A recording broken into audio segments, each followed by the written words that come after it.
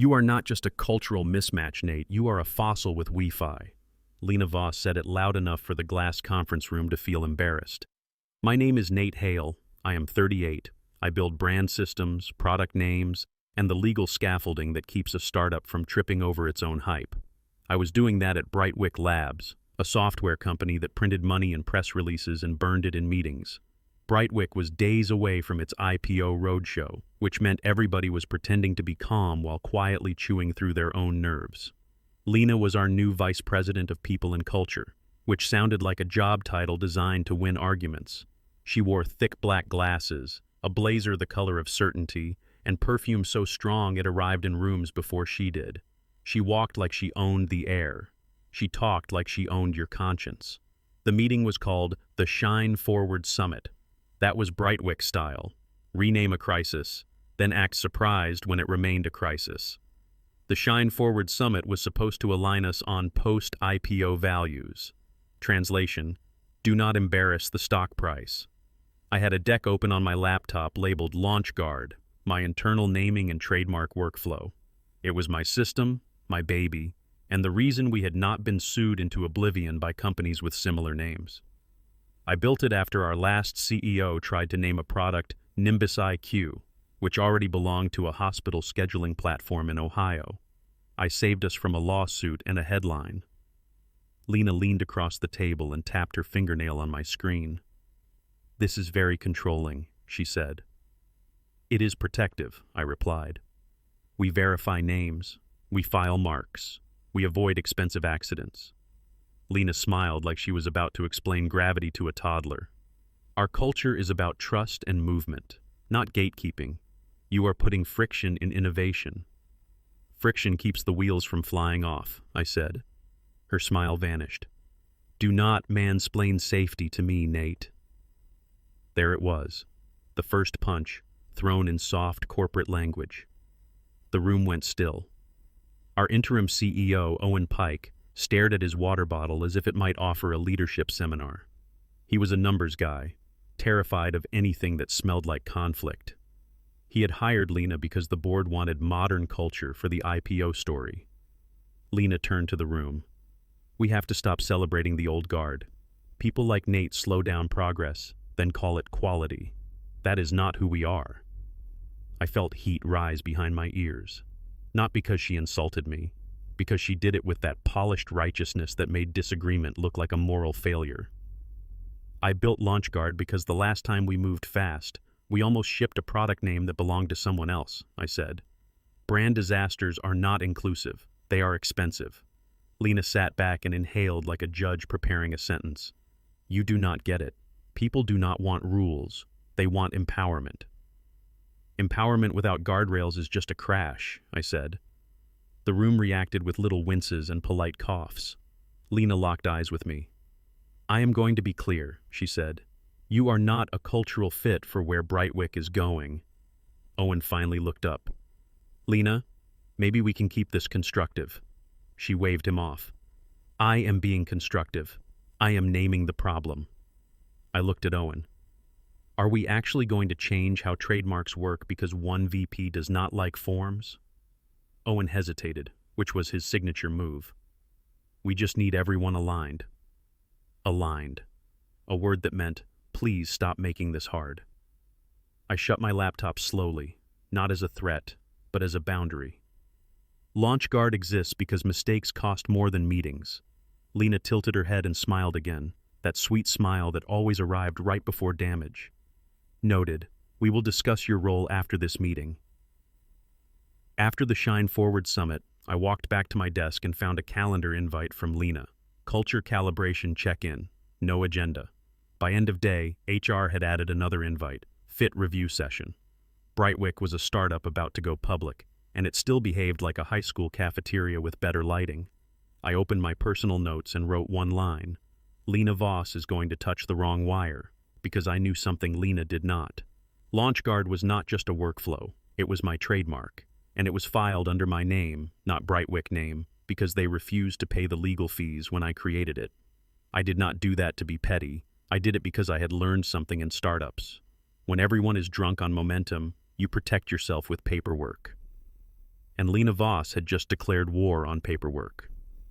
The fit review session lasted 11 minutes, which is exactly how long it takes to fire someone when the decision was made before the meeting started. Lena sat across from me with a folder and that perfume that could have its own zip code. Tess Lane from HR sat beside her, smiling like a customer service agent denying a refund. Owen Pike joined by video, camera angled to show his forehead and none of his courage. Lena began, "Nate, this is about alignment." "It is about you not liking me," I said. She did not blink. "We evaluate impact and behavior. Your behavior is combative." "My behavior is accurate," I replied. "I disagree. That is not combat." Tess leaned forward. "We want a psychologically safe environment." I almost laughed. "You are firing me. That feels unsafe by design." Lena opened the folder. "We are ending your employment today. You are not a cultural fit." There it was, the corporate guillotine disguised as a compliment to the future. Owen cleared his throat on the screen. "Nate, we appreciate your contributions." Lena cut him off. "We will handle transition." I stood.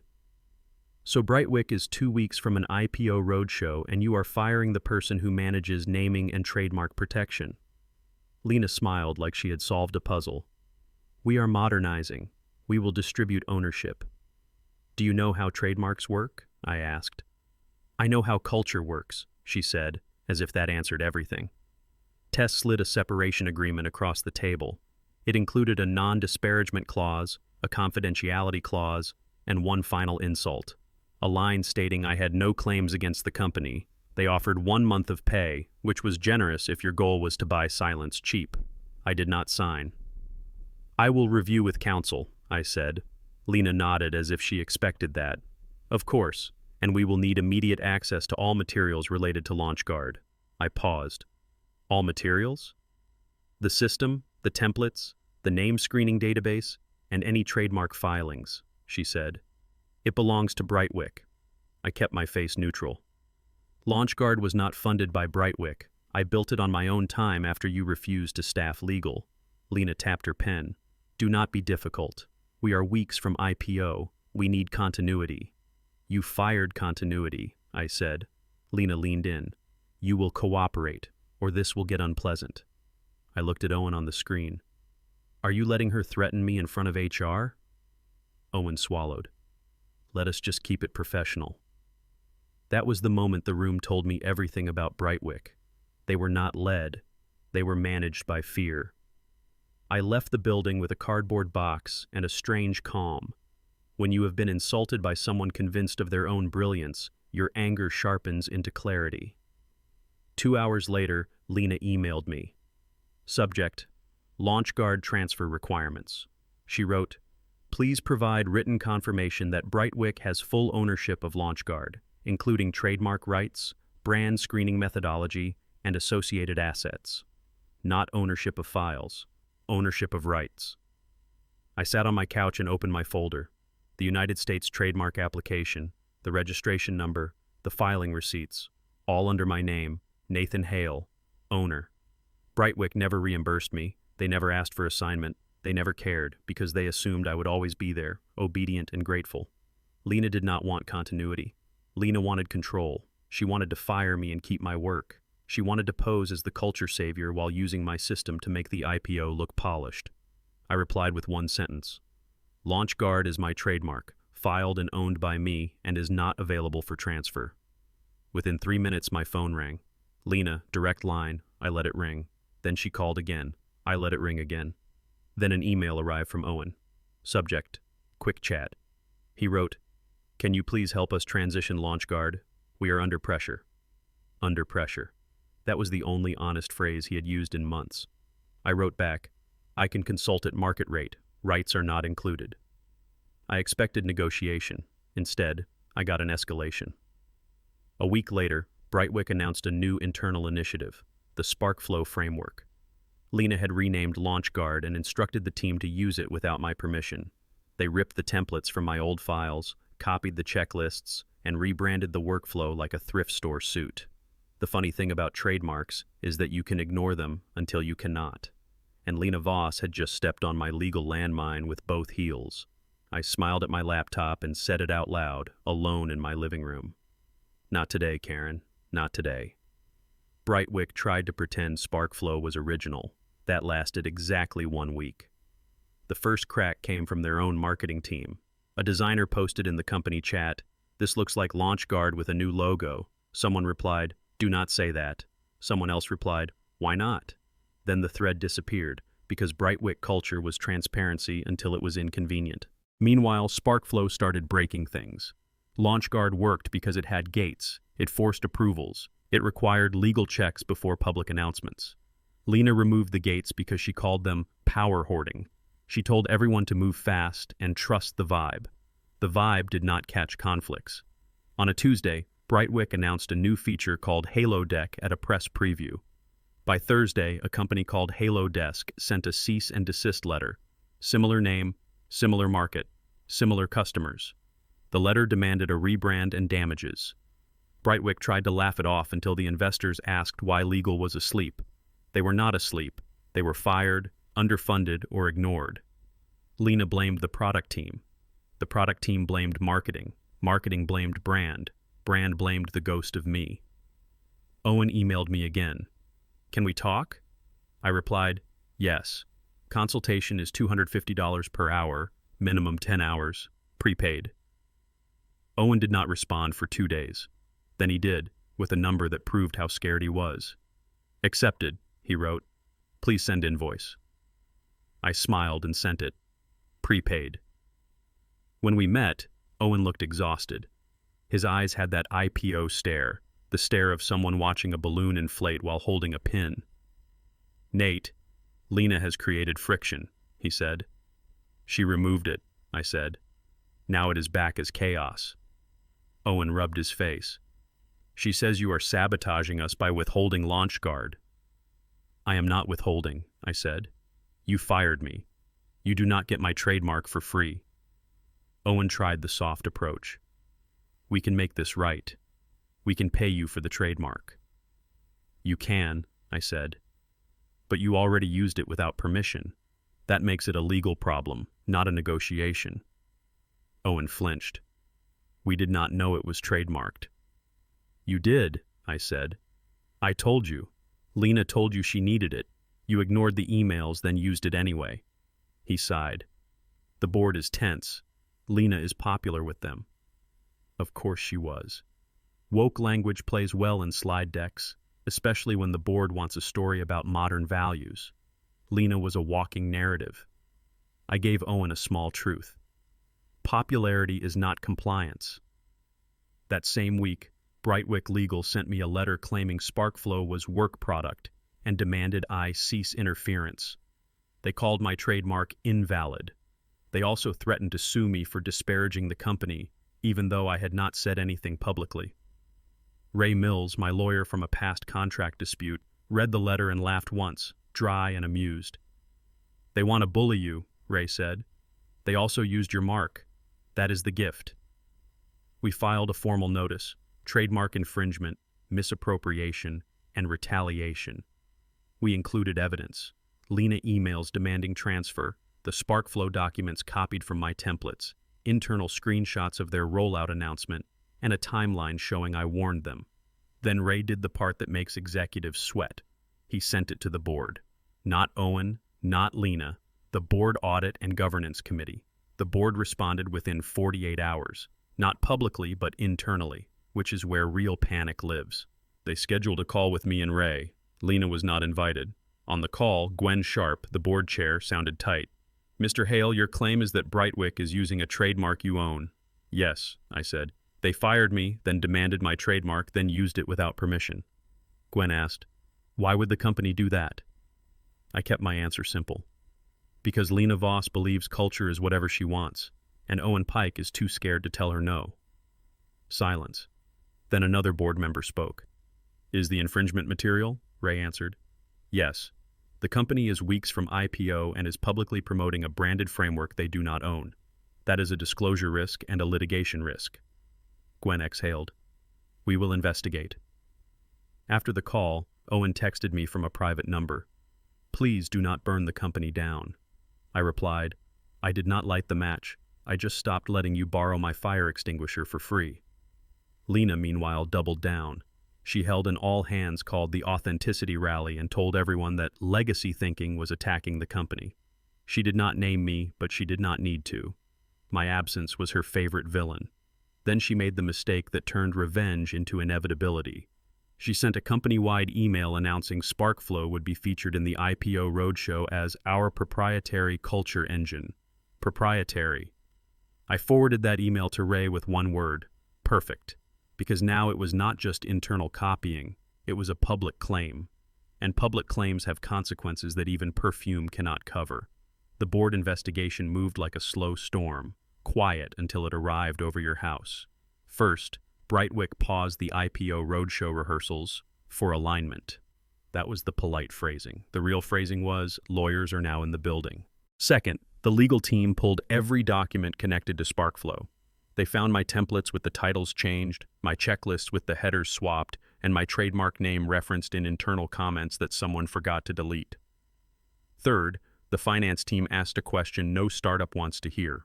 How much will this cost if it goes public? Disclosure drafts began to wobble. Investors hate uncertainty. Underwriters hate surprises. Boards hate being embarrassed. Owen called me again, voice shaky. Nate, Lena says you are extorting us. I am billing you for consultation, I said. Extortion is when you demand something that is not yours, like my trademark. He went quiet. Then he said, what do you want? I wanted my job back. I wanted respect. I wanted a public apology. Then I remembered the morning Lena called me a fossil. I want you to stop lying, I said, and I want you to stop using my trademark. Owen tried a last move. We can buy it. You can license it, I said.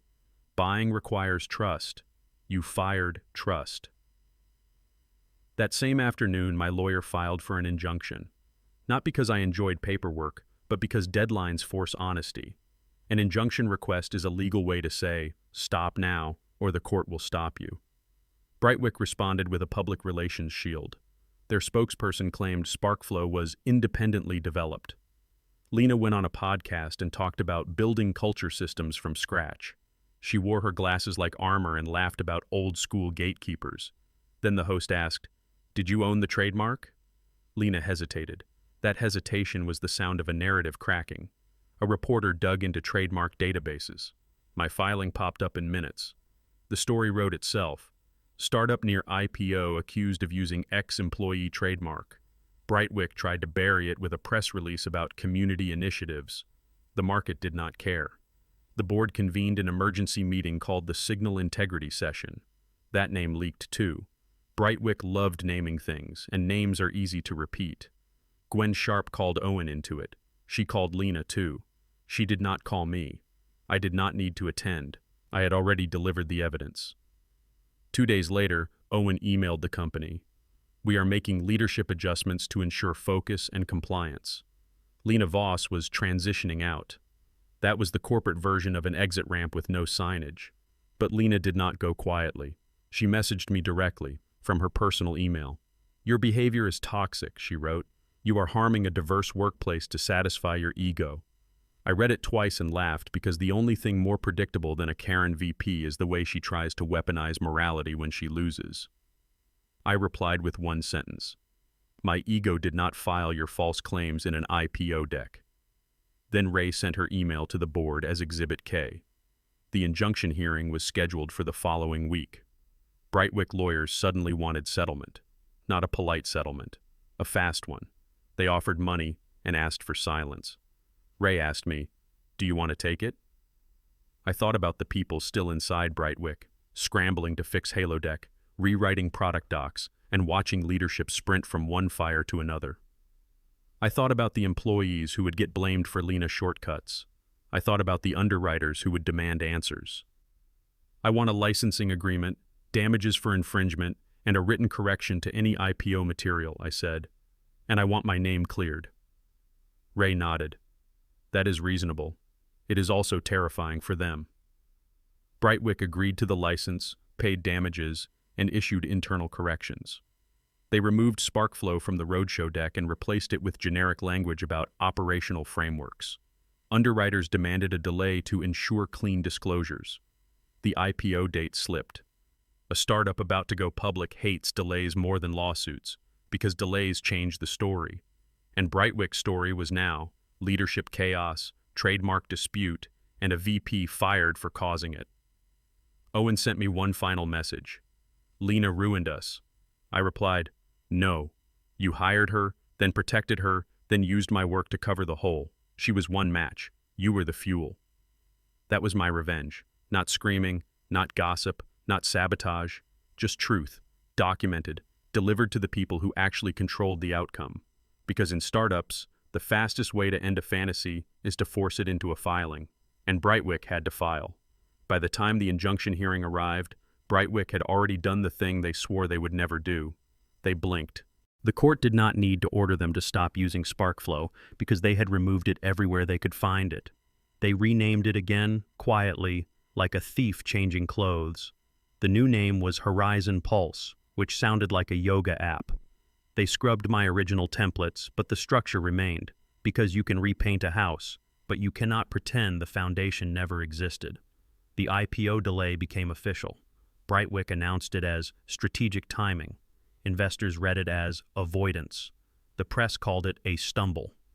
Inside BrightWick, people started talking, not in meetings, in private messages, in hallway corners, in the cafeteria line. When a VP gets fired and the IPO slips, employees stop believing in slogans. And once employees stop believing, the company becomes a machine powered by fear. Owen Pike tried to steady the ship. He launched an internal program called the Reset Sprint, which was BrightWick's way of admitting, we are in trouble. He promised accountability and clarity. He also asked me, through Ray, if I would assign LaunchGuard to the company now. Ray asked me, do you want them to own it? I pictured Lena demanding it, Tess smiling through the firing, Owen avoiding the argument that started this whole mess. No, I said. They can license it. Ownership requires character. BrightWick agreed to a multi-year license with strict terms, trademark acknowledgement, usage guidelines, and a penalty clause for misrepresentation. They signed it like people signing a confession. Then came the final twist, the one that made my revenge feel almost accidental. During board review of the legal mess, they audited other proprietary assets Lena had claimed. She had branded more than culture. She had branded policy documents, employee handbooks, and training modules, often copied from public sources and modernized with her own language. One module included unattributed content from a competitor. Another included a stock image licensed for personal use only. Another included a survey tool that required paid compliance terms they never purchased. Lena did not just cause one problem. She was a problem factory. The board realized something ugly. If they went public with that mess, they risked litigation from multiple angles. So they did what boards do when survival matters more than pride. They forced a leadership overhaul. Owen stepped down. A new CEO arrived, Dan Ross, a quiet operator who spoke like a person who had read contracts before signing them. He announced a compliance rebuild. He also sent a private note to Ray. We want to settle everything properly. Ray asked, including wrongful termination damages and reputational harm? Dan replied, yes, we do not want this to repeat. We negotiated a final agreement, additional damages, legal fees, and a written statement clarifying that I was not terminated for misconduct, but for organizational restructuring during leadership transition. Corporate language, but useful. It put my name back on level ground. BrightWick did not implode overnight. Startups rarely do. They just lose oxygen slowly. The IPO delay stretched from weeks to months. Talent started leaving. Recruiters began calling BrightWick a risk. Customers asked questions about stability. The valuation cooled. The downfall was not one explosion. It was a series of small leaks that leadership could no longer tape over. A year later, BrightWick finally went public, but at a lower price than the original hype predicted. The market had learned what I learned first. Branding is not reality, and culture is not perfume. As for me, I started a small consultancy, Hale Brand Shield, and worked with companies that actually respected trademarks. I slept better. I laughed more. I did not attend rallies about authenticity. I built systems that kept businesses safe, and I got paid for them. One afternoon, I ran into Lena at a coffee shop. She wore different glasses and less perfume. She looked at my laptop sticker that read, "Launch Guard Licensed." Her mouth tightened. "So you won." I sipped my coffee. "I did not win. I enforced." She scoffed. "You could have helped the company." "I tried," I said. "You fired me." She stared for a moment, then turned away, defeated by a simple fact she never respected. Paperwork beats ego. Not today. Karen was never just a line. It was a boundary. And boundaries have a way of surviving people who think they are the bee's knees.